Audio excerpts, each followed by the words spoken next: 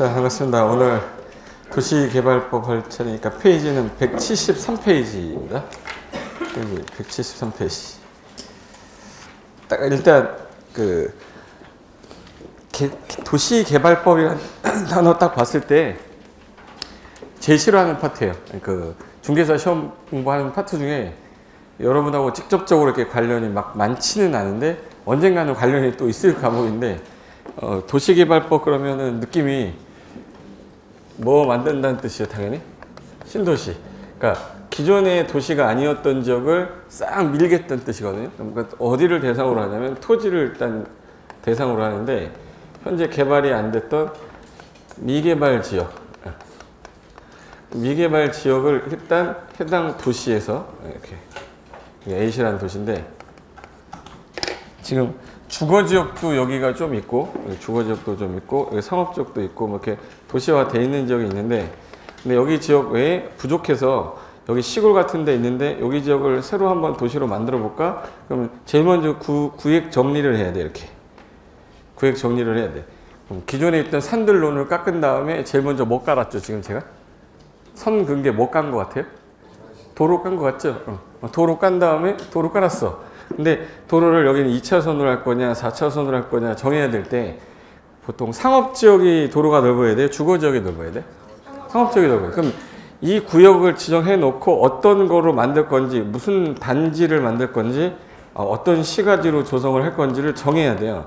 이걸 정해야 되니까 제일 먼저 할 일은 해당 여기 도시마다 무슨 계획이 있냐면 도시군 관리계획이 있어요. 지난 시간에 했던 거. 이 계획이 입안에서 결정이 될 때 혹시 여기 내용이 여러 개가 6개가 있는데 맨 처음에 용계, 기, 도, 지, 입 들어갔네 했었는데 기억나세요? 용계, 기, 도, 지, 입 할 때 도가 뭐였죠? 도가? 그게 도시개발 사업이에요. 도시개발. 도시개발 사업 여기 있었어요. 그럼 도시개발 사업이라는 거는 도시 안에서 하는 거지 이걸 비도시에서 한다고 생각하시면 안 돼요. 도시마다 그 안에 도시화되어 있는 지역이 있고 도시화되지 않은 비도시가 있는데 그 비도시를 도시로 만들겠다라는 거야. 그럼 이제 도시개발 사업 하려면 제일 먼저 뭘 해야 되냐 그러면 이거부터 이렇게 묶어야 돼요. 이 묶는 거를 개발구역이라고 그래요. 원래는 정식 명칭은 도시개발 사업구역 이렇게 해요. 한번 따라해 보실래요? 도시개발 사업구역. 도시개발 사업구역. 길잖아 이게. 그러니까 길면은 법에서는 줄이자는 게 되게 좋아해 이런 걸. 그래서 도시개발법에서는 그러면 개발 사업할 때 이걸 개발구역이라 하자 이렇게 했어요. 제가 용어 정의하는 거예요. 그럼 개발구역을 일단 지정할 때 여기 주거단지로 만들 거냐 산업단지로 만들 거냐 이렇게 생각을 해야 되니까 계획을 짜야 돼요. 그걸 도시개발사업계획이라고 그래요. 또 길지 또. 도시개발사업계 길잖아 또. 그러니까 이걸 그럼 개발계획이라 하자 해서 줄였어요. 한번 따라해요. 개발계획. 그럼 개발계획이라는 게 나왔어. 그럼 이 개발계획이라는 거는 그냥 짜는 게 아니라 이 해당 도시에서 어떤 목적으로 할 건지 정해줘야 되잖아요. 그럼 도시군관리계획하고 도시군관리계획 왼쪽과 오른쪽 위에 또 무슨 계획이 있냐면 2개 이상 도시에 짜는 계획이 하나 있었어요. 2개 이상 도시 그럼 뭐였지? 광역도시가 있었고 하나의 도시에 방향 잡는 게 도시 기본계획이 있었어요. 그 상위 계획에서 정한 대로 계획을 짜야 되니까 개발계획은 광역도시계획이나 도시군 기본계획 부합되라 이게 법조문이 써 있어요. 그걸 외우는 게 아니라 당연히 그 위에 있는 계획에 맞춰가라 이 뜻이야. 그럼 개발구역을 지정해놓고 뭐로 할까 이렇게 하면 안 되죠. 지정 딱 해놓고 뭐 하지 이러면 안 되잖아. 난 이거 할 거니까 얘를 지정할 거야 이렇게 해야 되니까 동시 패션으로 해야 됩니다. 같이 하는 거예요. 개발구역을 지정하면서 개발계획을 짜는 사람을 개발계획을 짜니까 구역을 지정하니까 지정권자라고 부르겠대. 지금 제가 쓰는 게 다 법조문입니다. 법조문에서 쓰고 있는 표현들을 얘기하는 거예요. 그래서 개발구역을 지정하면서 개발계획을 짠다. 이 사람을 4글자로 뭐라고 부르고 지정권자. 이 사람이 누구냐 그러면 외울 필요가 없어요. 결정권자가 도시개발 사업하면서 짜는 거거든. 근데 결정권자를 안 외웠잖아요. 분위기 왜 이래? 결정권자 외웠으면 그냥 당연히 이 사람이에요 이렇게 하면 되는데 우린 이 개념을 파악하기 위해서 하는 거니까 아직 안 외워도 상관없어요. 원칙적인 결정권자가 시, 도지사, 대장이었어요. 예외가 국장으로 되어 있습니다. 국토교통부 장관. 제가 혹시 이거 시도지사 할 때 앞에 시가 누구냐 그러면 무슨 시, 무슨 시, 무슨 시라고 했는데 기억이 안 날 수도 있어요. 시 몇 명이라고 했지?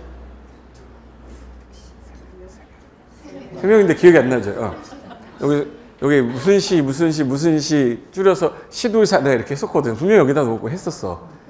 기억이 안 날 거야. 특별시, 광역시, 특별자치시, 경기도지사 뭐 있었잖아. 도지사하고 특도지사 줄여서 시도의사라고 그랬고, 인구가 50만 이상인 시는 좀 큰 시다 그래서 뭐라고 그랬고, 대도시. 그럼 대도시장이 직접 결정하는 거야. 그럼 내가 서울특별시 시장인데 우리 서울시에 어디를 개발구역 지정하겠다. 그럼 누가 지정한다는 뜻이네.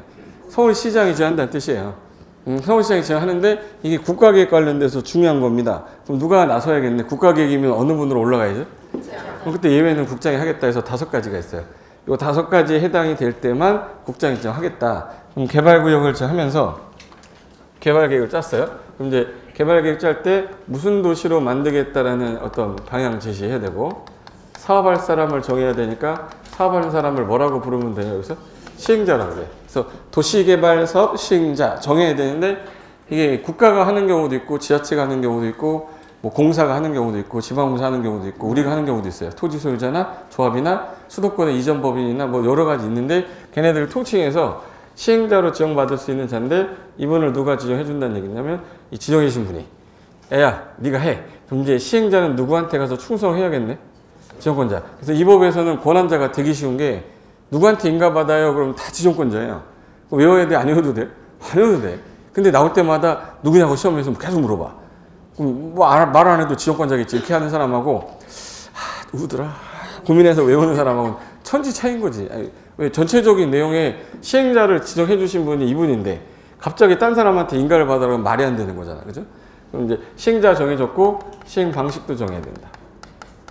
그래서 사업을 하는 시행 방식을, 여기 있는 땅을 싹 다 시행자가 사버려서 그냥 싹 밀어버리는 방식이 있어요. 그걸 강제로 보상금을 주고 뺏어오는 거예요. 그럼 뭐 한다고 그러죠, 우리 이거?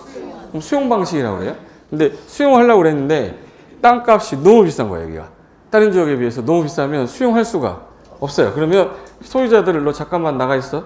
너 나가 있어. 구획 정리 다 되면 땅으로 다시 돌려줄게. 땅으로 바꿔준 거죠. 바꾸라는 데다 땅지니까 뭐야? 환지. 그래서 환지 방식을 하는 경우도 있다는 거야. 정해야지, 여기서. 시행 방식을 수용 방식으로 진행할 거냐, 아니면 환지 방식으로 진행할 거냐. 근데 이게 섞여 있어요. 되게 싼 땅도 있고 비싼 땅도 섞여 있으면 섞었어야겠는데, 섞었으면 뭐라고 하죠? 혼용 방식 중에서 선택을 하는데, 얘는 따로 학습할 필요가 없는 게 수용 방식 들어있고 환지 들어있는데 뭘 학습할 게 뭐 있겠어요? 그러니까 얘는 의미가 없고, 현재 수용 방식 어떻게 할 거냐, 환지 방식 어떻게 할 거냐. 자, 이제 사업하는 누구 나와야 돼? 이제 시행자. 시행자가 여기 지역을 싹 이렇게 어떻게 밀 건지 구체적인 계획 안이 나와야 돼요. 그걸 사업을 실시하기 위한 계획이다 해서 실시계획이라고.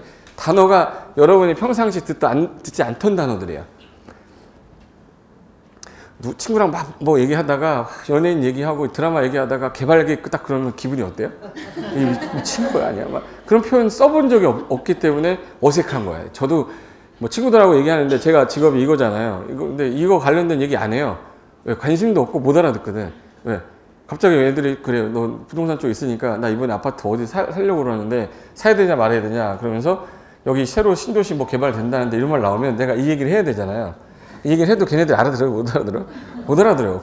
회사 다니는 애들이 뭘 알겠어요. 그래서 그러면 결론만 얘기할게. 돈 얼마 있어? 너 지금 현재 얼마 있냐? 청약 넣을 수 있냐? 자격 있냐 없냐? 확인해보고 뭐 청약 통장 넣었어 했더니 안 넣었대요. 그만둬. 끝. 이게 끝이야. 이걸 뭐 설명을 해줄 그런 게 없어요. 청약 통장이 있는데 너 몇 년 됐어? 이게 물어봐야지, 슬슬. 청약 통장 가입했는데 청약 통장이 뭐냐 물어봤더니 무슨 통장인지 모른다는 거야. 그만둬라. 이렇게 해야 돼. 자기가 청약 통장이 3개가 있잖아요.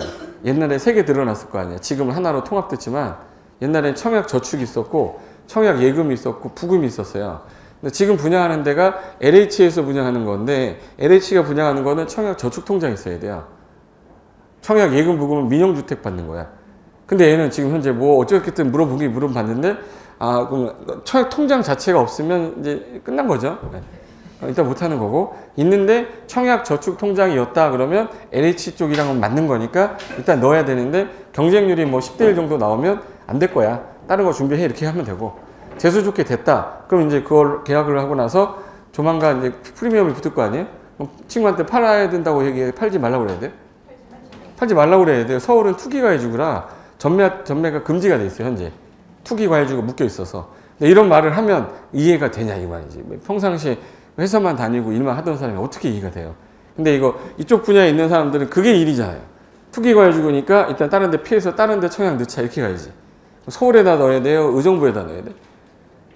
나는 분양권을 투자를 해서 중간에 팔고 나올 거다. 그러면 투기과외주로 지정되지 않은 지역을 찾아야 되거든. 그럼 이제 지방에 투기과외주가 아닌 지역, 조정대상 지역 아닌 지역 찾아야 돼요. 그럼 조정대상 지역은 또 어디야? 이걸 내가 찾아야 되잖아. 그래서 이거 다 베끼고, 그럼 여기 세 군데가 다 베껴놨는데, 그래도 여기가 인구가 많으니까 여기 넣는 게 낫겠다. 청약 넣고 당첨이 되면 나중에 분양권 전매 가능하니까 그래도 프리미엄 어느 정도 오르면 팔고 나오고, 그 다음에 그 돈 갖고 여유 자금 갖고 또 딴 거 하면 된다. 이렇게 대화가 돼야 되는데, 우리 이쪽 분야에 있는 사람들은 그게 일인 거고, 이쪽 분야는 아니었던 사람들은 이게 아니었기 때문에 접근하기가 쉽지 않아요. 왜? 용어가 달라, 용어가. 평상시에 개발계획이라는 단어는 어디서 듣겠어요? 실시계획이라는 단어도 어려운 단어는 아닌데, 사업을 국가가 시행할 때에는 실시계획이라는 말을 표현했어요. 그래서 앞에다가 실시계획이라. 그러니까 여러분이 그냥 익숙해지는 거야. 실시계획 작성해서 인가고시가 났다. 또 여기서 또 인가고시 나왔잖아. 듣는 순간 또 짜증나죠. 허가도 아니고 왜 갑자기 인가야. 행정기관이 주로 하는 공공사업은요, 인가받는다고 돼 있고, 민간이 처리하는 것들은 대부분 허가받는다고 돼 있어요. 이거는 공공성격을 가진 애가 시행자이기 때문에 인가란 말을 쓴 거고, 인가고시가 떨어지면 이제 사업을 들어가야 되는데, 수용방식, 환지방식, 혼용방식은 별도로 공부할 필요 없겠네, 그죠? 수용방식으로 누가 할 건지 시행자 정해놨으니까, 여기 지역이 개발구역이다, 여기 지역이 개발구역이다. 그럼 이제 갑을 만약에 시행자로 정했다고 그럴게요. 개념은 이제 어려운 건 아니니까 전체적으로 이렇게 간다고 일단 알고, 내가 수용방식을 하는 사람입니다. 그럼 저기 있는 땅 소유자가 한 150명 정도 있대요. 200명 있다고 그러자. 그럼 200명 땅을 다 뭐 해야 돼, 이제? 사야 돼요. 뭘 주고서 사야 돼요. 그죠? 맨 처음에 협의 취득으로 가는데 협의를 잘 안 해요. 그 금액이 분명히 낮을 거라고 생각하니까. 그럼 협의가 안 되면 일단은 사업은 진행해야 되니까 강제로라도 뺏어 와야 되잖아요. 그럼 얘가 예를 들을게요. 여기 땅이 여기다 쓸까? 수용 방식인데 A 땅 소유자, B 땅 소유자, 뭐 C 땅, 뭐 D 땅 소유자가 뭐 되게 많겠지. 실제 거주하는 사람도 있을 거고, 그냥 갖고만 있고 서울에 저기 딴 데 가 있는 사람도 있을 수 있고. 일단은 등기부 등본상에 들어있는 사람을 대상으로 다 연락이 와요. 연락가서 갑이라는 시행자가 당신 토지를 제가 감정평가를 해보고 여러 가지 조건을 따져봤더니 이 토지가 한 10억 정도 되더라. 그럼 이 사람한테 뭘 주면 되는 거죠, 이제? 10억을 던져주는데 맨 처음에 바로 던져주지 않아요. 어떻게 하냐면 10억 정도 되는데 이 돈을 지급할 테니 소유권을 넘겨주시고 이사 가시면 좋겠습니다. 라고 일단 뭐부터 오는 거야? 협의가 먼저 들어오는 거야. 협의한 다음에 느낌이 잘 그러세요? 갑자기 돈이 필요했던 사람 입장에서는 10억이 갑자기 생기는 거야. 감사합니다 하고 땡큐 하고 그냥 돈 받고 나오면 되지. 그죠? 근데 여유가 있는 사람은 이게 왜 10억이지? 옛날에 얼마 전에 누가 나한테 11억에 사겠다고 왔던 적이 있는데 내 기준에 11억 이하는 못 받죠, 이제. 누가 11억에 팔라고 그랬던 걸 내가 안 팔았던 사람인데 지금 내가 11억이고 10억이 받고 어떻게 나가? 그럼 나는 협의 안 합니다. 이렇게 될 거야. 예. 협의가 성립되면 좋은데 협의가 안 됐어요. 그럼 이제 이 사람은 시행자는 사업은 시행을 해야 될 거 아닙니까? 그럼 얘가 안 팔겠다 그러면 다른 애들도 작업하고 있을 거예요. 지금 작업하고 있었는데 얘 나갔고 얘 나갔고 얘 나갔고 얘 나갔는데 얘 혼자 죽어도 안 나가겠다는 거예요. 그럼 얘가 나갈 때까지 한 10년 기다렸다 하자고요? 그럴 수는 없잖아, 지금. 그럼 협의가 안 됐을 때는 재결 신청이라는 제도를 다시 한번 준대요. 재결의 뜻이 뭘까? 재결? 다시 결정한다라고 생각하시면 안 돼요. 재판으로 결정해달라는 뜻이에요. 재판제자야. 예. 그럼 재판을 해달라는 거니까 여기 지역에 있는 관할 토지수용위원회라고 있어요. 토지수용위원회에서 야 10억이 뭐야 11억으로 하자 이렇게 할 수도 있고 10%니까 10억 8천 이 정도까지는 줘라. 그래서 8천 올려준 거예요. 그랬더니 얘가 2천이 모자라잖아. 나 협의 안 해. 이럴 수 있는 거죠. 더 준다고 그랬는데도 안 한대. 그러면 재결이 안 되면 마지막 한 번 더 하자 해서 재판 결정에 이의 제기한다 해서 이의 신청이란 말 써요. 그럼 이제 관할 지역의 토지수용위원회에서 판결로 안 됐는데 그 위에서 안 되겠다. 10억 9천으로 하자. 1천만 원 더 올려줬어요. 그랬더니 얘가 또 안 하겠다는 거야. 그러면 이제 뭐 하는 거죠 이제? 1재결이 안 됐어 한 번, 이의 신청 2번 했는데 안 됐어. 우리나라는 몇 심제? 그럼 마지막으로는 소송 가야 돼요. 그걸 행정소송이라고 해요. 그럼 소송하려면 이제 A가 누구 선임을 해야겠네? 변호사 선임해서 변호사가 원하는 금액이 얼마냐 했더니 12억이라고 써놨어. 이번에 1억 또 올려가지고 12억으로 했는데 판결이 나왔어요. 판결이 13억이 떨어졌네. 그럼 대박 난 거죠. 근데 판결이 떨어질 때 10억 2천으로 떨어졌어요. 괜히 간 거죠 이거. 여기서 그냥 끝냈어야 되는데 10억 8천에 끝냈어야 되는데. 근데 이건 누구 마음이에요 이거? 누구 마음이에요? 판사 마음이지. 판사 마음이니까 뭐 판결이 뭐 판사 마음인데 어떻게? 잘했을 때 변호사가 똑똑하면 이렇게 할 수도 있고요. 어리버리하면 이렇게 될 수도 있어요. 그럼 이 소송까지 가야 되는 게 맞을까요? 웬만하면 이의 신청까지는 가보는 게 나을까? 그래서 대부분 이의 신청까지 가는 거예요. 근데 이거를 이제 우리가 과정을 모르니까 수용당한 사람 입장에서 뭐 맨날 수용당하는 게 아니잖아. 태어나서 땅 처음 샀는데 하필 또 수용된대. 그럼 절차를 또 공부해야 되는데 그 절차를 가르쳐주지 않으니까 그냥 협의하고 다 나오는 거예요. 근데 한 번은 물러서지 않을 필요는 있다는 얘기야. 밑져야 본전인데 뭐. 근데 문제는 이 과정이 진행되는데 한 5년 걸렸어요. 여기는 사업을 안 하고 있을까요? 5년 동안 안 하고 있어야 돼? 진행을 해야 돼요? 그래서 공탁이라는 제도가 있어요. 공탁이라고 들어봤어요? 공탁. 공공기관에 위탁해서 맡겨놨다라는 뜻이야. 그럼 여기서 협의가 될 때 아까 몇 억 준다고 그랬죠? 몇 억? 10억 준다고 그랬는데 그럼 얘가 지금 현재 안 나갈 거 아니야? 그럼 얘가 돈을 받아요? 안 받아요? 그럼 법원에다가 10억을 공탁 걸어놔요. 공탁 걸어놓고 그 다음에 얘는 강제로 나가 있어요. 딴 데 가 있어. 사업은 진행하고 있다 안 하고 있다? 하고 있어요. 하고 있는데 뭐에 대한 것만, 보상에 대한 것만 소송 진행하는 거지 저 사람이 저기 있어가지고 하는 게 아니라는 거야. 근데 그 오해하시는 분이 많아요. 그럼 내가 협의 끝날 때까지 소송할 때까지 사업 진행 안 하면 올려주지 않겠냐? 뭘 올려줘? 이미 나와 있는데. 그러니까 이 사람은 진행은 하고 있는 겁니다. 진행은 하고 있고 A하고 B, C들은 나와 있는데 나중에 협의하다가 막 소송 힘들다 그러면 근데 그냥 조정이라는 거 해버려가지고 그냥 받고 갈게요 해서 이 사람이 돈이 필요하면 공탁금 받고 가버리는 경우도 있어요. 왜? B는 10억, 만약에 똑같은 10억을 받아야 되는데 얘 받고 어디에 부동산을 샀는데 올랐다는 거야. 나 이거 갖고 오고 싶어요? 안 갖고 오고 싶어요? 갖고 싶어 죽겠는데 얘는 10억으로 부동산 샀는데 불안하니까 에이 포기하고 그냥 이거 갖고 가겠다. 이런 사람도 있어요. 상황에 따라 다 다른 거니까 어차피 절차는 이렇게 보상협의 절차는 진행되고 있고 사업은 진행되고 있는 상황에서 알고 있어야 대처를 할 거 아니야. 이게 이제 수용 방식에 따른 보상 절차인데 그럼 여기서 얘네들한테 다 뭐를 줬겠네요. 그럼 보상은 줬겠죠. 안 받겠다고 한 사람은 법원에다가 뭐 해놨을 거고 공탁 걸어놨을 거고 소유권은 일단 강제로 다 뺏어온 상태예요. 그럼 이 상태에서 얘는 공사에 착수하는 겁니다. 착수해서 끝났어요. 그걸 공사 완료라고 그래. 벌써 이제 화살표 몇 개 이상 나오니까 하기 싫어질 겁니다.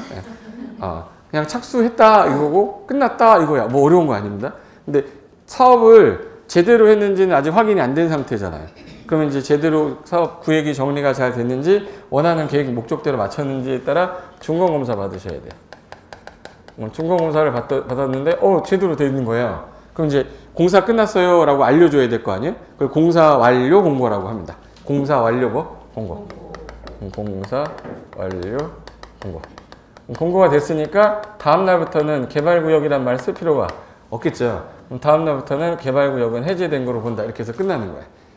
그럼 여기서 수용 방식은 되게 간단한 게 소유권을 다 가져왔기 때문에 시간이 많이 안 걸린다 이거. 그죠? 돈만 있으면 빨리빨리 진행할 수 있는 사업 중에 하나네. 근데 환지가 문제인 게 이 기존의 소유자 200명을 내보냈다가 다시 집어넣어야 되거든요. 그럼 어느 땅을 주고 몇 평을 줄 건지에 대한 계획이 떠야 돼. 내 계획에.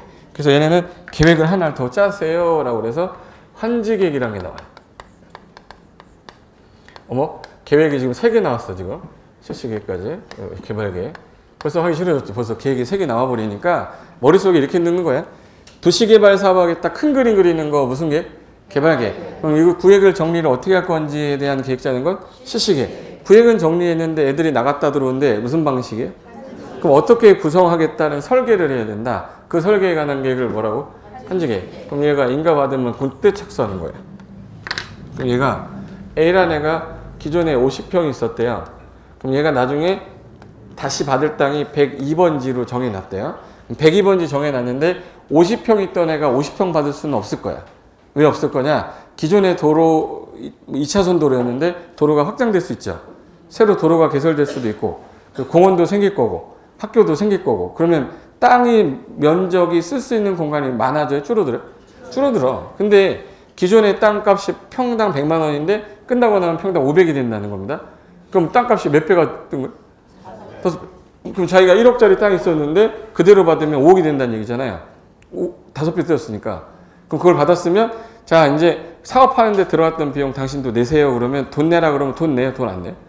돈 안 내. 절대 안 내. 돈 내라는 걸 절대 안 내. 그래서 얘네들이 고안한 방식이 땅을 줄여주는 걸로 가자. 땅을 줄여준다는 얘기는 면적을 줄여준다 해서 간보라고 그래요. 간보. 이게 보가 면적 단위를 옛날에 정단무보라고 쓸 때가 있었거든요. 1.2보 뭐 이렇게 쓰는데 60이 넘으셔야 되는데 60이 넘으시면 정단무보라고 들어본 적 있을 건데 지금은 평단위 쓰잖아 우리가. 면적 단위, 평단위, 제곱미터 단위 쓰잖아요. 옛날에는 보란 말 썼어요. 한 평이 뭐 1정, 뭐 2정 이렇게 해서 세 평이 1정 뭐 이렇게 해서 단위가 달랐는데 그때 당시에 쓰던 표현이 간보율이라고 그랬어요. 그럼 내가 100평 있었는데 줄여받았어. 몇 평을 줄여받겠다 그 얘기잖아. 그러니까 다른 말로 내가 땅을 내놓은 거잖아요. 그래서 현재 와서는 토지 부담률이라고 그래.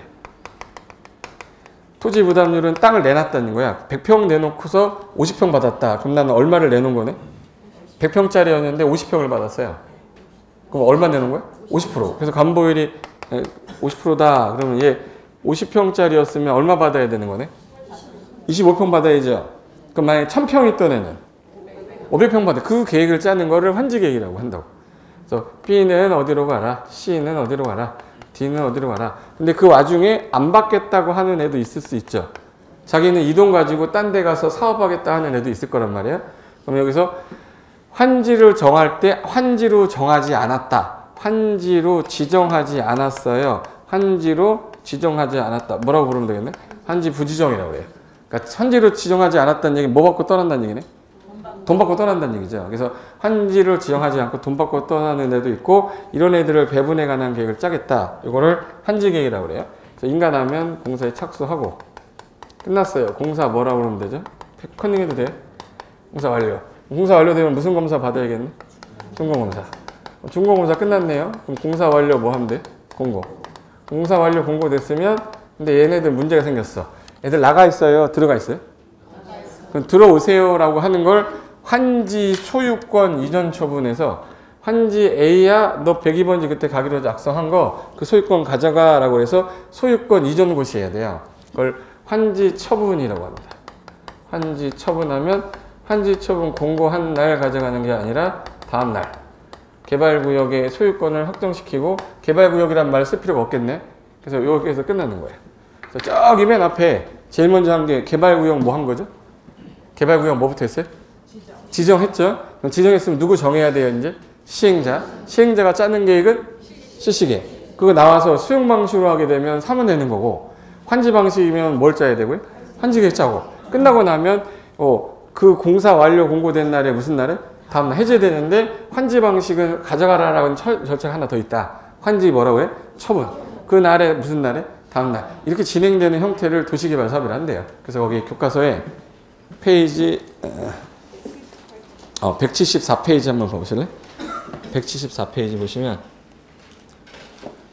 맨 위에 도시개발법의 용어 정의라고 나올 거예요. 찾으셨어요? 네. 거의 1번부터 갈게. 도시개발구역이라 하면 도시개발 사업을 시행하기 위해 제3조 9조의 규정에 따라 지정 고시된 구역을 말한다. 개발 사업하려고 구역을 지정했다 그 뜻이에요. 그리고 거기 2번 도시개발 사업 여기서 용어 정리 나온다 그러면 2번밖에 없어요. 도시개발 사업이란 도시개발구역 안에서 주거, 상업, 산업, 유통, 정보통신, 생태, 문화, 보건, 복지 등의 기능을 가진 현관패는 단지하고 시가지에다. 무슨 단지, 무슨 시가지 만들겠다. 이게 도시개발 사업이에요. 그럼 이제 도시개발 사업이 뭐예요? 그러면 뭐라고 대답하시면 돼요? 무슨 단지, 무슨 시가지 조성하기 위한 사업을 말합니다. 이게 전부예요. 근데 얘가 원래 어느 법에 들어있었냐? 3번 봐보세요. 국토계획법률 준용이라고 되어 있는 거. 국토계획법에서 사용하는 용어는 이 법이 특별히 정하는 경우가 아니면 그대로 쓰겠다라고 써놨어요. 그럼 거기 환지라고 할 때 예전에 이게 그 토지구획 정리사업이라는 단어가 있었거든요. 그럼 말뜻 봐보세요. 토지를 구획, 선을 그어서 정리하는 사업이다. 이게 도시개발 사업이었어요. 근데 지금은 이게 통합이 돼서 2000년도에 없어지면서 도시개발법으로 들어와 버린 거예요. 그래서 환지 방식으로 도시개발 사업을 할 때 대상 토지가 기존에 있었는데 그 위치하고 지목하고 면적을 다른 땅으로 옮겨주는 거예요. 위치, 지목, 면적, 이용, 기타 여러 사항을 고려하여 사업 시행 후에 소유주에게 재배분하는 특지 또는 그런 행위를 우리 환지 처분한다 이런 말 써요. 그래서 현재는 이게 2000년에 통폐합되면서 도시개발법에 들어오면서 어떤 도시개발 사업 방식 수단으로 환지 방식이라는 표현을 쓰게 됐고 환지 방식의 사업은 주로 다음 경우에 진행한다. 자, 1번 읽으면서 무슨 단어인지 보세요. 대지로서 효용 증진, 나갔다가 들어왔는데 기존의 농지가 주거지역, 상업지역으로 바뀌는 거예요. 그리고 도로 깔았으니까 무슨 시설 깔아야죠? 공공시설. 정비를 위해서 토지를 바꿔주겠다. 뭐라고 그러죠? 교환. 그리고 기존의 면적보다는 줄어들겠죠. 그리고 분필하고 하필이라는 절차가 거치게 돼 있고 그리고 구획 변경하면서 기존에 있던 땅의 지목이 바뀌어요. 형질 변경이나 공공시설 설치 변경이 필요할 때 주로 들어가는 방식을 뭐라고 불러요? 환지라고 해요. 2번 도시개발 사업을 시행하는 지역의 지가가 거기 인근 다른 지역에 밑줄 하나 칠까요? 현저히 높아. 그러면 땅값이 비싸면 뭘 못한다는 뜻이네? 그럼 수용을 못하면 뭘로 가야죠? 그러니까 땅값이 높아 수용 사용 방식으로 하는 게 어려우니까 뭘로 하겠다? 환지로 하겠다. 그 뜻이에요. 예. 그럼 그 만화 한번 봐볼까? 오른쪽에 175페이지. 자, 왼쪽에 있는 땅이 도로가 지금 현재 꾸불꾸불한 상태고 땅의 모양도 약간 이쁘게 돼 있지 않죠? 예. 그럼 여기 지역을 개발사업구역으로 묶었어요. 그 다음에 오른쪽으로 위에 그 도로가 좀 넓어진 것 같고 그 다음에 땅이 반듯하게 펴졌죠. 도로 구획을 다시 하면서 그럼 구획 변경이 되면서 기존에 있던 땅의 그 가치가 올라가야 돼? 떨어져야 돼? 올라가야지. 그럼 기존에 A가 갖고 있던 1번, 2번, 3번, 4번 숫자 써 있는 애들이 다시 땅을 받았어요. 근데 기존보다는 조금 더 편하게 건물 질 수 있게 만들어 놨죠. 그래서 땅으로 돌려주는 거면 무슨 계획을 짜야겠네? 환지 계획 짜가지고 다시 환지, 땅의 권리로 배분해 준다. 그래서 이거를 무슨 방식이라고 해요? 그럼 이제 그 여자애 하는 말 들어보세요. 토지 수용하면은 뭐가 많이 들어가는데? 비용. 얘는 비용 부담을 좀 덜 수 있어서 진행이 좀 원활하겠군요. 그래서 도시개발 사업을 최근에 거의 환지 방식으로 하는 거예요. 그럼 이제 우리가 하는 게 낫겠네요? 누가 와서 해주는 게 낫겠네? 환지 방식으로 한다 그러면 여기 안에 살고 있는 사람이 하는 게 나아요? 누가 와서 너 나갔다 일로 들어와 이렇게 하는 게 나아? 상식으로 생각하는 거야. 자, 여기가 우리 개발구역 여러분이 땅 소유자입니다. 여러분 책상만큼 여러분 땅이에요. 예. 나머지 땅 다 제 땅입니다. 예. 그럼 이제 여기 지역에서 사업을 할 때 우리가 나갔다가 우리가 들어올 때 우리가 땅을 가지고 가는 거죠. 그럼 누가 와가지고 가라면 나가세요. 그럼 나갈 겁니까? 안 나가잖아. 그럼 뭐 제 사업이 원활한 경우는 우리가 할 때가 원칙이겠네. 그럼 환지 방식으로 한다 그러면 원칙이 누가 하는 거예요? 토지 소유자가 원칙이에요.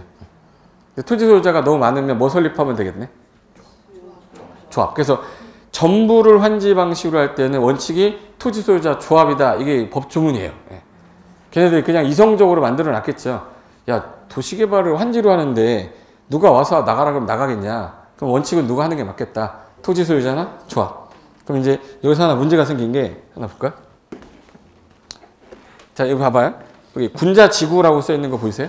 네. 그럼 저기 지역을 현재 도시개발구역으로 묶었어요. 그럼 제일 먼저 할 일이 뭐를 하는 거냐면 이렇게 해서 구획 정리해야 되죠. 그걸 토지 뭐라고 불러요? 구획 정리 사업이라고 그래. 근데 그 방식이 땅으로 이제 구획 정리하고 돌려주면 아까 무슨 방식이었어요? 환지인데 저기를 한꺼번에 사버리면 무슨 방식이? 그 수용 방식은 택지개발지구예요. 들어보신 적 있을 거예요. 택지개발 사업. 지금 현재 얘는 무슨 사업이라고 했죠? 도시개발 사업. 그럼 얘는 뭐야? 택지개발 사업. 똑같은 사업 같은데 택지개발 사업은 대규모로 수용 방식으로 할 때 합니다. 그러니까 우리나라 신도시 그러면 신도시 하면 떠오르는 도시 중에 1기 신도시가 있고 2기 신도시 있고 3기 신도시 있죠. 여러분이 알고 있는 1기 신도시 5개. 천당 밑에 분당. 이산 동생. 일산. 상동 밑에? 네? 상동 밑에. 중동. 평촌. 3번. 이렇게 5개를 한꺼번에 부를 때 1기 신도시라고 그러잖아. 그래서 땅 면적이 제일 컸던 애가 누굴 것 같아요? 중동, 평촌, 3번 다 더해도 얘보다 작아. 어디? 제일 컸던데. 천당 밑에 뭐야? 분당이 제일 커요. 멜모드라고 그래요. 멜모드급이야. 그래서 1기 신도시 만들 때 제일 땅값이 많이 올랐던 때가 어디야? 분당이에요. 대규모잖아. 그래도 위치가 또 어디 또 끼고 있고? 어딜 끼고 있고? 무슨 고속도로 하나 끼고 있는데. 경부고속도로 끼고 있고요. 강남 진입이 15분에서 20분 거리잖아. 위치가 제일 좋잖아. 근데 중동 같은 경우는 중동이 어디 있어요? 부천에 있잖아. 부천 인천 옆에 껴서 서울하고 중간에 껴가지고 좀 약간 힘들게. 중동 IC 가보신 적 있어요? 외곽순환에서? 중동 IC 딱 가는 순간 30분 정체야. 근데 분당 같은 경우 그렇지 않잖아요. 일산은 자유로라도 있잖아. 그러니까 여기서 제일 컸던 지역이 어디였어요? 분당. 그 다음에 일산, 그 다음에 중동. 여기는 근데 껴주지도 않았지, 옛날에는. 지금은 괜찮아졌죠. 근데 이 5개 신도시 중에서 여자애들이 그때 당시에 여자애들 할까? 네. 3명 있었는데 여고 동창생이었어요. 근데 여기가 89년도에 지정이 됐거든요. 89년도에서 입주한 게 91년도, 92년도예요. 이때 입주했거든. 90년도 초반에. 몇 년 됐네 벌써? 26년, 거의 30년 다 돼가네, 그죠? 이제 30년 다 돼가잖아. 근데 이들이 이제 50대가 됐어. 그때 당시 졸업하고 나서 다 시집을 갔는데 얘는 분당 갔고, 얘는 그때 같이 결혼했는데 얘는 일산으로 갔고 중동으로 갔어요. 그때 당시 아파트 분양 가격 8,900, 9,000 막 이럴 때 1억 막 올라갈 때 그때 분양 받았었거든요. 여기 혹시 분당 받으신 분 있어요? 입주할 때 들어가셨던 분? 없네? 분당 가셨어요? 그럼 내가 딱 얘기해 줄게. 분당하고 일산하고 중동 일대 얘네들이 지금 딱 가서 보면 이제 요거 동창생 모임 하잖아요. 동창생 모임하면 이건 웃자고 하는 거니까 기분 나빠할 필요 없어요. 그럼 여기서 딱 셋 중에 이게 밍크 입고 오는 애가 있어. 밍크 누구야? 밍크 누구야? 분당이야. 근데 여우털 입고 오는 애가 있어요. 여우털 누구야? 일산이야. 오리털로 바뀌는 사람. 중동. 이건 집값을 얘기한 거야. 집값이 제일 높은 데가 어디야? 분당이야. 왜 분당이 제일 비싸요? 크잖아. 대도시고 엄청나게 크잖아, 거기. 그러니까 분당은 위치도 좋았지 또. 그러니까 여기서 제일 아파트 가격이 올라가는 데가 분당 7, 8억이잖아, 거기. 여기 중동 아직까지 4, 5억이에요. 비싼 데가. 싼 데는 아직 3억짜리도 많아. 근데 이렇게 될 수밖에 없었던 게 신도시를 만들었는데 규모가 제일 컸고 위치도 좋았고. 근데 여기 얘네들 다 택지 개발했으니까 시골길 깔아가지고 이렇게 해서 구획 정리한 거야. 똑같네? 근데 얘도 신도시인데 얘는 무슨 방식으로 했냐면 수용 방식으로 LH가 그때 당시 토지주택공사가 싹 밀어서 샀단 말이에요. 토지공사가. 근데 얘는 수용 방식밖에 없는데 예를 들어서 땅값이 비싸면 그럼 못하죠. 그럼 무슨 방식 만들어야 돼? 환지도 만들어야 되는데 근데 토지구획 정리사업으로 했다고. 근데 토지구획 정리사업이 어디로 들어갔어요 지금? 도시. 그럼 얘는 수용도 있고 환지도 있고 다 있는 거예요. 근데 얘는 무슨 방식밖에 없어요? 그러니까 대규모 단지밖에 없죠. 그래서 대규모 단지니까 여러분이 들어왔던 신도시는 전부 다 택지 개발 사업이에요. 그럼 2기 신도시 하면 어디 떠오르세요? 저기 위에 위쪽에 가면 파라고 있는데 파베리아라고 있어요. 파베리아. 파주에 운정 신도시 있지. 2기 신도시야 여기가. 그 다음에 또 어디 있어요? 2기 신도시. 김포 가면 한으로 있는 한강 신도시 있고 많이 있잖아요. 한강 신도시 못 들었어요? 별내 신도시도 있고, 그리고 저 양주에 가면 양주 신도시, 그리고 남양주 별내 다산 뭐 다 있잖아요. 그럼 걔네들 다 신도시잖아. 근데 지금 또 뭐 하나 만든대? 3기 신도시 또 만든대요. 2기가 아직 성공도 안 했는데 무슨 3기를 해? 제 말이 무슨 말이냐면 정책을 비난하거나 칭찬하거나 하는 게 아니에요. 2기 신도시가 제대로 자리 잡고 난 다음에 했어야 될 거 아니에요. 근데 지금 또 한다니까 사람들 벌써 투기하려고 그 동네 땅 사러 다닌대잖아요. 저야 뭐 반갑죠. 개발하면 좋으니까. 근데 2기 신도시가 다 끝나고 제대로 자리가 잡힌 다음에 나와야 되는 게 맞아. 지금 현재 얘네가 다 무슨 사업으로 했던 거예요? 택지개발 사업이에요. 그럼 얘네는 대부분 다 뭐를 했겠네, 이렇게? 수용하면 뭐 짓는 게 맞을까? 단독주택 짓는 게 맞을까? 공동주택 짓는 게 맞을까? 그거 다 아파트촌이잖아요. 택지개발 끝난 지역은 다 아파트촌이에요. 근데 여기 아까 도시개발에서 무슨 방식도 있었고? 그럼 얘가 땅을 받았는데 내가 50평 땅을 받았는데 아파트를 져요? 단독주택을 져요?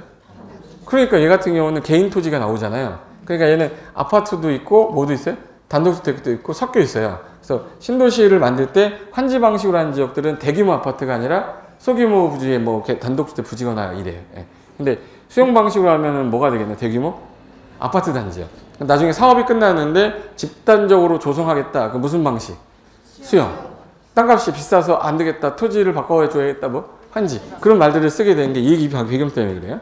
근데 여기서 얘가 나갔다가 들어올 때 지금 시행자가 바보가 아닌 이상 자기도 남는 게 있어야 되죠. 수용 방식이야 팔면은 돈이 들어올 거 아니에요. 환지 방식은 너 나갔다가 너 들어와. 그럼 얘 뭐 한 거야? 나갔다가 너 들어와. 그럼 나는 뭐 한 거야? 자선사업 한 거죠. 아니 시행자가 야 너 얘야 너 나갔다 일로 들어와. 그러면 이거 알았어 나갔다 들어왔어. 그럼 시행자가 먹는 게 있어야 될 거 아니에요. 시행자는 바보는 아닐 거 아니에요. 그때 아까 전에 제가 간보율이란 말을 잠깐 썼거든요. 간보율 있어. 왜 50% 있잖아. 그럼 이 50%를 줬으니 50%는 누가 먹어야지? 시행자가 먹어야지. 그래서 얘가 50%가 나갔다는 얘기는 50%를 내놨다는 얘기잖아요. 그럼 이 50%를 환지로 줬다는 얘기예요? 환지로 안 줬다는 얘기예요? 안 주고 보류해놨다 해서 보류지라고 그러는 거야. 뭐라고 그러는데? 보류지. 그럼 보류지 중에 공공시설, 학교, 공원 뭐 이런 땅도 있을 거예요. 공공시설 용지라고 그래요. 이 용지가 있고 나머지 또 채비지라고 있어요. 이 두 개를 더해서 보류지라고 그래요. 보류지 안에 뭐가 들어있네? 채비지. 그럼 얘가 공원으로 학교로 빠졌는데 남는 땅들 중에서 일부를 채비지라는 건 이 채가 머무를 채자거든요. 잠시 미국에 한 20일간 체류할 일이 있었어. 뭐 이러잖아. 머무르다는 얘기예요. 비가 무슨 비자 같아요? 날비자일까? 비용 비자야. 비용이 머무는 땅이라는 뜻이에요. 그럼 이 땅이 30%가 빠졌다. 그럼 20%가 남았다는 얘기죠. 그럼 이거를 팔아요. 팔아서 남은 돈을 뭘로 쓰는 거예요? 비용에다가 갖다 쓰겠다. 그럼 누가 먹어야겠네 이거? 시행자에게 지속되는 땅을 채비지라고 그래요. 그래서 비용에 충당하니까 이 돈 갖다가 사업비용하고 남는 건 내가 먹어야지. 그래서 시행자도 남는 게 있어야 되니까 그래서 시행자가 먹는 땅을 뭐라고 불러요? 그러면 채비지. 그래서 밑에 채비지 나올 거야. 5번.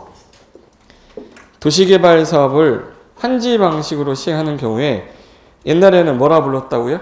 토지구의 정리사업.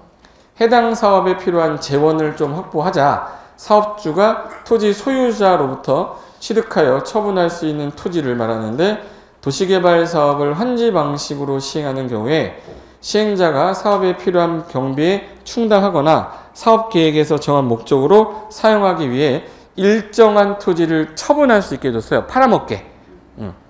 이러한 토지를 아까 전에 한껏 통칭해서 부를 때는 충당하거나 사업계획에 정한 목적으로 쓰려고 처분도 가능하게끔 했는데 통칭해서 뭐라고 부르고? 보르지. 그럼 이러한 보르지 안에 뭐가 들어있냐?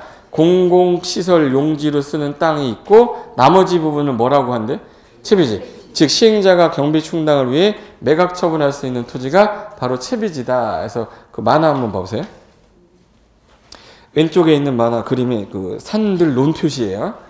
개를 했는데 도로가 반듯해졌죠. 그러면서 구획 정리되면서 색깔이 들어간 땅이 있어. 그 중에 공공시설 용지가 파란 색깔 좀 진하죠. 옅은 색깔 채비지 써있죠. 걔 둘을 아까 뭐라고 부르고? 보르지. 그 중에 사업 시행자 먹는 땅은 채비지라고 부른다고. 그 돈을 갖다가 팔아야 나도 사업할 거 아니냐. 이거는 제가 용어 정의를 하는 거예요. 아, 채비지가 이거야? 그럼 이제 사람들이 개발구역에서 채비지 얘기하면 아, 시행자 거 말하는 거지. 그 정도 감만 있으면 돼요. 예. 넘겨볼까요? 근데 입체한지란 말이 또 나오는데 그래서 입체한지가 왜 나왔냐? 잘 봐요. 아까 기존에 있던 땅을 이렇게 만들어서 구획 정리가 됐어요. 이거 돌려주는 형태를 그냥 땅을 그냥 다 사서 팔아버리려고 했다. 이건 분양을 하는 건 수용 방식. 땅으로 돌려주는 거 무슨 방식? 환지 방식. 그래서 새로 단지 만들어지고 시가지 만들어진 거죠. 네. 그럼 이제 아까 전에 말했던 도시개발 방식이 택지개발도 있고 도시개발이 있어요. 여러분이 많이 들었던 건 다 어디야? 택지 개발. 판교, 분당, 일산, 중동, 김포, 운정 다 이거 택지 개발이에요. 그럼 이거는 우리가 하던 사업이 아니라 이제 핵단 공공기관에서 하던 거고, 여기서 여러분이 좀 못 들어봤던 개발 사업이다 그러면 다 도시개발구역이에요. 그 중에서 제일 많이 들었을 게 은평 뉴타운 들어봤나? 네. 은평이 도시개발 사업구역이에요. 은평이. 뭐 상계지구, 장암지구 뭐 이런 데가 다 도시개발구역인데, 그나마 제일 많이 들었던 게 마곡지구가 도시개발구역이에요. 서울시 도시개발공사가 한 거거든요. 서울시에서. 그럼 이제 얘네들은 이제 무슨 방식으로 하냐면 수용, 환지, 혼용 다 돼요. 아까 택지 개발은 무슨 방식밖에? 그럼 얘는 100% 아파트가 들어있을 거야. 그래서 이게 되는 거죠. 근데 현재 얘는 시험 범위가 아니야. 택지 개발 사업은 시험 범위 아니잖아요. 우리 시험은 어디까지만 들어가 있어요? 도시 개발. 그럼 이게 마곡지구인데 마곡지구 확대한 거예요. 마곡지구가 어디 있지? 서울에? 강서구에. 저기 김포공항 주변에. 거기가 다 무슨 구역이냐면 개발 제한구역이에요. 그럼 개발 제한구역인데 공항까지 떠요. 그럼 그 주변에다가 마곡지구 개발을 할 때 여기는 이제 산업단지 목적으로 왔어. 아까 무슨 단지, 무슨 시가지라고 하죠. 얘는 목적이 산업단지였어요. 첨단 산업단지. 그래서 여기 지역을 여기 개발 제일 먼저 하려면 뭘 묶으라고 그랬는데 개발구역. 이게 개발구역인데 그 안에다가 여기를 산업단지로 할 거면 공업지역이 나와야 되죠. 그럼 먹고 자고 하려면 무슨 지역도 나와야 돼? 주거지역. 일하려면 뭐도 나와야 돼? 상업지역. 그래서 여기 초록 색깔, 보라 색깔 여기 있는 부분 있죠? 이거는 이제 주거지역 색깔이고 녹지지역 색깔이에요. 그래서 여기 구역을 지정하면서 이쪽에다가 여기 상업지역이 보라색이거든, 여기가. 여기 보라 색깔 보이세요? 그럼 여기 상업지역이면 여기 뭐 있겠네? 상업지역이면 뭐가 있겠구나? 지하철역이 있겠죠? 여기 지하철역이에요, 여기가. 7호선 라인하고 그 라인이에요. 그럼 이제 지하철역 주변은 상업지역이고 주변 지역은 다 뭐예요? 공업지역 비슷하게. 그리고 이제 여기가 이제 주거단지예요. 얘네들 만들겠다라고 이제 개발계획 도면 나온 거죠, 이제. 개발계획 도면 나왔으니까 사업하는 누구 나와야 돼요? 시행자. 시행자가 사업을 하려고 했더니 만약 땅값이 되게 싸요. 싸면은 그냥 한꺼번에 그냥 여기 확 사버려. 사버리는 거 무슨 방식? 그럼 대규모로 뭐 만들어지겠네? 아파트 나오겠죠. 땅값이 비싸요. 그럼 수용할 수가 없어. 그럼 나갔다가 땅으로 돌려줄게 뭘? 한지. 구획 정리해서 애들 나갔다가 들어와서 들어받는 방식이야. 두 가지 섞으면 무슨 방식 되겠네? 혼용 방식이에요. 뭐 되게 어려운 게 한 게 아니라 그냥 사진 보면 이해되는 걸 말로 아무리 얘기해봤자 못 알아들어요. 그냥 그림 보는 게 제일 빨라. 예. 그럼 이제 수용하고 환지의 차이점이 뭐예요? 그럼 일단 수용은 되게 시간이 많이 걸린다, 적게 걸린다. 그렇죠. 돈만 딱 주면 끝나니까. 그러니까 장점은 시간이 적게 걸리는 대신에 뭐가 많이 들어요? 그래서 얼마면 돼? 그러면 10억 나가 이런데 다 누구 땅 되는 거네? 내 땅이 시행자 땅이죠. 시행자가 싹 밀어버리고 난 다음에 구획 정리했어요. 정리한 다음에 분양하면 되죠. 이제 그걸 조성토지 공급이라고 해요. 조성된 토지를 일반인들한테 주겠다. 그러니까 파는 사람은 공급한다라고 하고요. 사는 사람은 분양받는다고 그래요. 그러니까 쉽게 말해서 이제 내가 주치잖아요. 그럼 나는 이 부분을 공급합니다 이렇게 하는 거예요. 근데 나는 사는 사람이에요. 그럼 난 뭐 받는 거예요? 분양받는다고 그래. 그래서 우리 아파트 살 때 아파트 32평형 뭐 받는다고 그러죠? 분양받는다고 그러지. 건설회사에서는 32평형 공급한다고 그래요. 같은 말인데.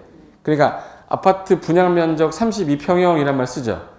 근데 다른 말로 아파트 공급 면적 32평형이라고 그래요. 같은 말이야. 근데 나중에 하면 공급 면적하고 분양 면적하고 같은 건지 다른 건지를 몰라요. 쓰는 표현이 다른 거야. 그럼 조성된 토지를 뭐 한다고 써놨네? 공급. 왜? 시행자가 했으니까 공급해야지. 근데 이거를 공공사업으로 조성했으니까 일반 시세보다는 비쌀까요? 쌀까요? 싸겠지. 그럼 내가 만약에 상업용지를 여기서 사면 2천만 원인데 여기 상업용지는 1200이야. 어느 거 사실래? 1200짜리 사야죠. 어차피 나중에 하면 같은 상업지역 될 건데 그럼 상업용지 땅 사야 돼? 안 사야 돼? 사야 돼. 근데 친구가 살려고 그랬는데 여기 있는 애가 옛날에 진짜 친한 친구 왔어. 그럼 둘 중에 누구한테 팔아야 돼? 좀 친한 친구, 진짜 친한 친구.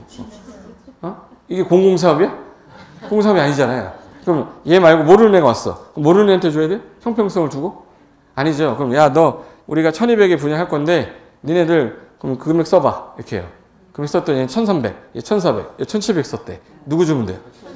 그래서 입찰하는 거야. 경쟁 입찰이라고 그래. 그래서 원칙이 경쟁 입찰로 매각한다 하게 써 있는 거야. 말 어려운 거 아닌데 해석하는 거가 내가 평상시에 이걸 입찰 들어가 볼 일이 없으니까 설명을 드린 거예요. 드라마에서 보던 일이 여기서 나온 거야. 최고가 경제 입찰을 하려고 그랬는데 여기 가만히 보시면 주거용지도 있지만 무슨 용지도 있고 상업용지도 있고 공업 녹지도 있어요. 녹지 서로 살려고 막 할까요? 공원 한번 나 만드는 게 꿈이다. 한번 해봐. 네. 그럼 녹지는 뭐 그런 의미가 없지만 주거용지랑 공장용지가 문제예요. 주거용지는 일반적으로 수요자가 되게 많아요. 수요자가 많다는 얘기는 이거는 만약에 분양을 하겠다 그러잖아요. 예를 들어 상업용지는 한 10개 업체가 들어왔는데 주거용지는 건설회사 중에 한 2,000개가 온 거야. 2,000개 중에 관계자를 아는 사람이 없겠습니까? 분명히 있어서 비리가 나온단 말이에요. 그러니까 안 되겠다. 경제 입찰하면서 금액이 유출돼가지고 500분양인데 어떤 애가 제일 높게 쓴 애가 972만 원에 썼어. 그럼 우리 회사는 972만 3천 원 써야지. 왜? 최고가 입찰자를 그 관계자가 알려줬으니까. 그러니까 딱 보고 2만 원 더 써라. 해서 딱 써서 분양받으면 되지. 어디서 영화에 나오던 것 같지 않아요? 예? 그런 일들이 비일비재하니까 안 되겠다. 이제는 경제 입찰은 안 되겠고 그냥 모아놓고 뽑는 게 제일 빠르겠다. 그래서 추첨으로 간 거예요. 그럼 여기 있어. 주거용지하고 공장용지 같은 경우는 뭘로 가는 게 맞겠네? 추첨으로 가는 게 맞아요. 그래서 보통 신도시 만들어지잖아요? 여러분 일산이나 분당 가시면 여러분이 아는 아파트 이름이 아닐 거예요. 이게 돈이 든다 그러면 대기업에서 다 샀어야지. 그죠? 다 현대아파트, 레미안, 히스테이트 이거 돼 있어야 되는데 가면 무슨 동문아파트, 뭐 한복아파트, 뭐 이상한 아파트잖아. 그 부지를 경쟁 입찰을 한 게 아니라 뭐 받은 거예요? 추첨해서 걸려가지고 내가 건설해서 진 거예요. 그러니까 신도시 가면 여러분이 모르는 아파트야. 무슨 방식으로 매각 추첨이라서 그래요. 근데 재개발구역이나 재건축구역 가면 아파트 다 유명한 아파트죠. 경쟁 입찰이잖아. 추첨이 아니라. 경쟁 입찰이니까 레미안 살고 싶으세요? 러미안 살고 싶으세요? 나 이왕이면 레미안이 좋을 거 아니야. 그럼 건설해서 우리는 삼성물산을 선정하겠다. 그럼 걔네가 들어온 거니까 도심지 내에는 거의 다 유명한 1군 건설사가 들어오는데 신도시는 추첨으로 하고 있으니까 그 1군이 없는 거예요. 어쩌다가 대우건설에 들어오면 푸르지오 들어갔겠죠. 그럼 하나 더. 학교용지를 서로 살려고 하진 않겠죠. 좋은 것들은 무슨 방식으로 하겠다? 수익이야. 그러니까 이게 수용 방식으로 조성이 되면 조성된 토지를 얘네들한테 공급하면 얘네가 집을 짓는 거예요. 집 짓는 것까지가 도시개발 사업이 아니라 구획 정리해서 분양하는 것까지가 끝난 거예요. 건설하는 건 주택법의 건설 사업이고 건축하는 건 건축법상 그냥 일반적인 건축 사업이 되는 거예요. 근데 환지는 A야 나가 있어 라고 했죠. 근데 나가야 되는데 안 나가고 자빠진 애가 있기 시작해. 그러니까 네가 뭔데 나가야? 그럼 안 나가면 되죠. 강제로 끌고 나가야 되는데 얘 옆에 있는 애도 누워. 얘 옆에 있는 애도 누워. 전부 다 뭐 뛰둘러. 진행이 잘 될까 안 될까? 그러니까 니들이 해라 그러면 야 우리가 해서 돈 나오는데 돈 벌 수 있대. 그럼 얘네가 십시일반 모여가지고 야 우리가 하는 게 빠르겠다 해서 얘네들이 하는 거예요. 환지 방식은 누가 하는 게 좋겠네? 얘네들이 해야죠. 얘네들이 토지 소유자들이에요. 그래서 얘네들이 하거나 얘네들이 뭐 설립해서 좋아. 그럼 얘네들을 시행자로 하는 게 맞겠다. 그게 원칙인데 당신들이 못하겠다면 그럼 우리가 하겠다. 이런 예외는 있어야죠.